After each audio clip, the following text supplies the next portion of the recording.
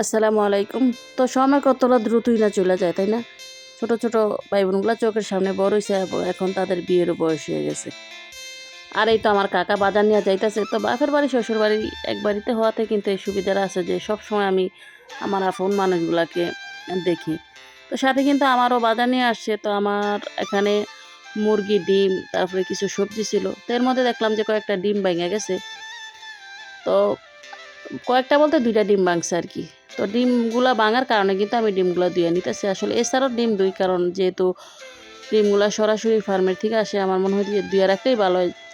আর এখন যেহেতু গরমকাল, গরমে কিন্তু আমরা ফ্রিজে রাখি। তো ফ্রিজে অন্যান্য খাবারগুলা থাকে, এই কারণে ধুইয়া রাখলে ভালো হয় আরকি।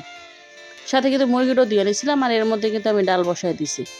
আসলে কাজ একটা শেষ করে আরেকটা করতে গেলে কিন্তু সময় হয় না। তাই রান্নার পাশাপাশি অনেক কাজই করা হয়। তো এই ডাল বসায় দিয়ে কিন্তু আমি মুরগি কাইটা নিছিলাম। তো ডালটা সিদ্ধ হওয়ার পরে এখানে কাঁচামরিচ, পেঁয়াজ, টমেটো আর কাঁচা আম দিছিলাম। তো এখন যেহেতু অনেক গরম, এই গরমে কিন্তু কাঁচা আম দিয়া ডাল রানলে খুব ভালো লাগে। মানে টক ডালটা খাইতে খুবই ভালো লাগে।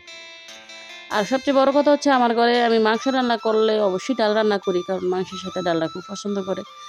তো এই তো ধইনা পাতা দিয়া নামাই নিলাম। আমি জানি এই গরমে অনেকেই মানে কাঁচা আম দিয়া ডাল রান্না করে। তো এখন মুরগিটা রান্না করবো। তো মুরগির মাংসটা একদম সব কিছু ময় মশলা দিয়া, তেল দিয়া একদম হাতে মাখায় বসাই দেব। একদম শর্টকাট রান্না আরকি। আর এখন যে গরম পড়ে, আমি চেষ্টা করি একটু সকাল, সকাল রান্না করার জন্য।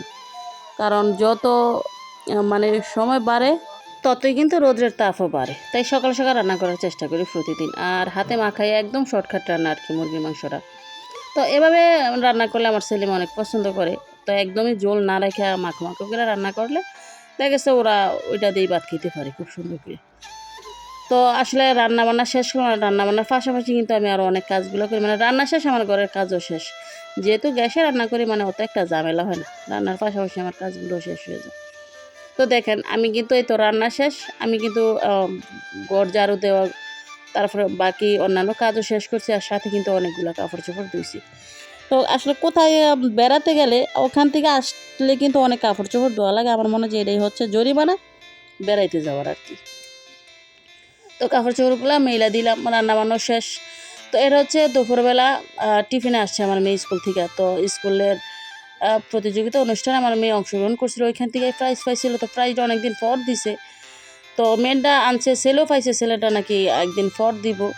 তো এটা হচ্ছে বিকেলবেলা আমার, যেটা বলছিলাম যে আসলে ছোট, ছোট ভাই বোনগুলো এখন বড় হয়ে গেছে। আমার চাচাতো বোনের বিয়ের সম্বন্ধ আসছে। তো ছেলে আসে ডাইকা নিছে আরকি। তো আমাদের গ্রামে কিন্তু একটা প্রচলন আছে যে ছেলে যদি মেয়ে দেখতে আসে তাইলে কিন্তু সবাইরে দেখায়। কেমন লাগে, মানে সবার একটা মতামত জানার জন্য আরকি।